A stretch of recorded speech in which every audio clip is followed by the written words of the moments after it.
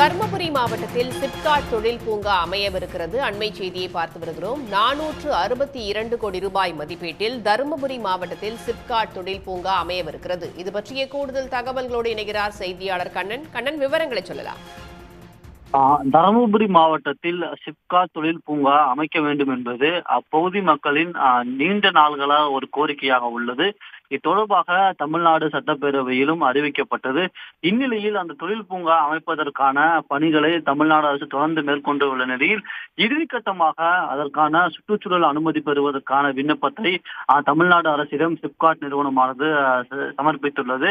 அதன்படி 1724 ஏக்கர் பரப்பளவில் இந்த சிப்காட் தொழில் பூங்காவானது அமைக்கப்பட உள்ளது. 422 கோடி ரூபாய் செலவில் அமைக்கப்பட உள்ள இந்த சிப்காட் தொழில் பூங்கா மூலம் 18,300 பேருக்கு வேலை வாய்ப்பு கிடைக்கும் என்று எதிர்பார்க்கப்படுகிறது. மிகவும் முக்கியமாக கூற வேண்டும் என்றால் தருமபுரி, கிருஷ்ணகிரி அந்த ஒட்டியுள்ள மாவட்டங்களில் தற்போது மின்சார வாகனங்களுக்கான தொழிற்சாலைகள் அதிக அளவு தொடங்கி வருகின்றன. அதன்படி பார்த்தோம் என்றால் இந்த சிப்காட் தொழில் பூங்காவில் உள்ள 100% நிலத்தில் 27.49% நிலங்கள் இரும்பு மற்றும் இரும்பு அல்லாத தொழில்கள், பெட்ரோல் கெமிக்கல் சார்ந்த தொழில்களின் கீழ் வரும் மின்சார வாகனம் மற்றும் அதற்கான பேட்டரி உற்பத்தி நிறுவனங்களுக்கு ஒதுக்கீடு செய்யப்பட்டுள்ளது.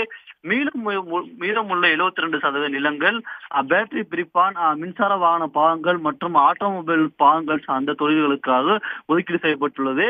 இதன்படி பார்த்தோம் என்றால் தற்போது சிப்காட் நிறுவனமானது அந்த சுற்றுச்சூழல் அனுமதி பெற இந்த விண்ணப்பத்தை சமர்ப்பித்துள்ளது.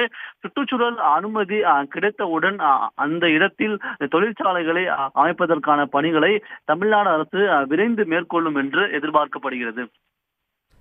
தகவல்களுக்கு நன்றி கண்ணன். உடனுக்குடன் செய்திகளை தெரிந்து கொள்ள சன் நியூஸ் பெல் ஐகானை கிளிக் பண்ணுங்க.